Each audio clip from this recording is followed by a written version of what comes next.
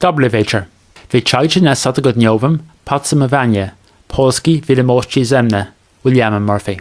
The news this week has been dominated by reaction to the screening on YouTube last Saturday of a documentary film named Tylko nie mów nikomu, or Just Don't Tell Anyone in English, about clerical child abuse in Poland, made by the brothers Thomas and Marek Sikelski. The film was watched more than 4.5 million times within the first 2 days of its release. It highlighted specific cases of individuals who said they were victims in childhood.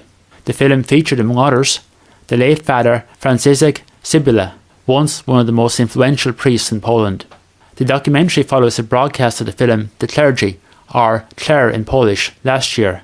In reaction, Justice Minister Zbigniew Ziobro appointed a team of prosecutors to probe the events depicted in the documentary, according to the National Prosecutor's Office. President Duda said on Monday that paedophilia must be fought wherever an adult can harm a child in a hideous way, and called for zero tolerance. Church leaders have offered apologies. The Primate of Poland, Archbishop Wojciech Pułak, said he was deeply disturbed by what he saw in the film, and that the immense suffering of those harmed is something painful and shameful. I apologise for every wound inflicted by the people of the Church, he said in a statement.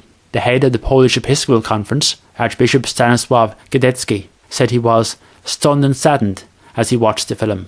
Speaking on Sunday, Prawo i Sprawiedliwość chairman Jarosław Kaczynski pledged to introduce tougher penalties for paedophiles.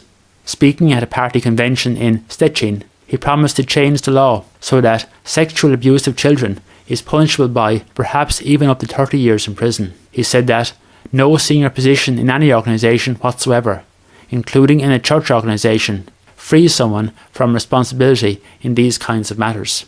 This week has seen further tensions in already strained relations between Poland and Israel. On Monday, the Polish Foreign Ministry cancelled a planned visit to Warsaw by Israeli officials over concerns the other side wanted the talks to focus on restitution of Jewish property rights dating back to the Second World War. Prime Minister Morawiecki had previously said the government is preparing a bill to protect Poland from compensation claims dating from World War II. Poland has also expressed concern over the Justice for Uncompensated Survivors Today, or JUST Act, in the US, which was signed into law by President Trump last May. On Wednesday, Prime Minister Morawiecki took to Twitter to condemn what he termed a racist attack on Poland's ambassador to Israel.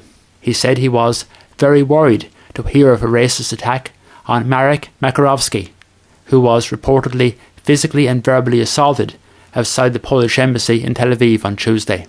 Morawiecki added that Poland strongly condemns this xenophobic act of aggression. Violence against diplomats or any other citizens should never be tolerated. On Tuesday, Energy Minister Krzysztof Czerniewski said in an interview that the government is going ahead with plans for Poland's first nuclear power station, which will be located at a site in the north of the country. The government plans to complete the project by 2033. Poland has been under pressure to reduce its dependence on coal as an energy source.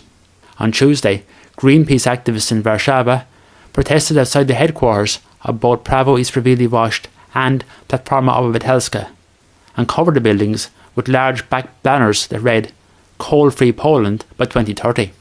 The past week has seen two tragedies involving originally Polish nationals living in Ireland.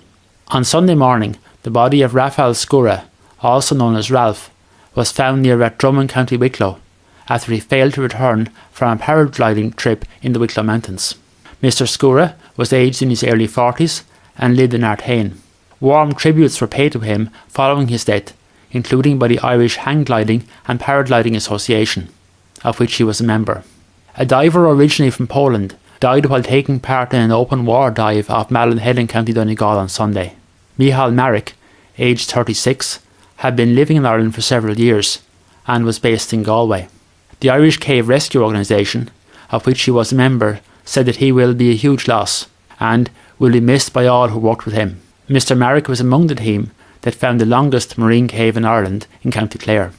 To end on a happier note, a poll is reportedly one of just two winners of the latest draw of the Euro jackpot, the largest Europe-wide lottery, sharing a prize of €90 million. Gazeta Polska Codziennie reported that the winning ticket was sold in a county near Łódź. The paper said that this is the highest amount ever won in a lottery by anyone in Poland. Tá všetko na sin tidin, the Branot.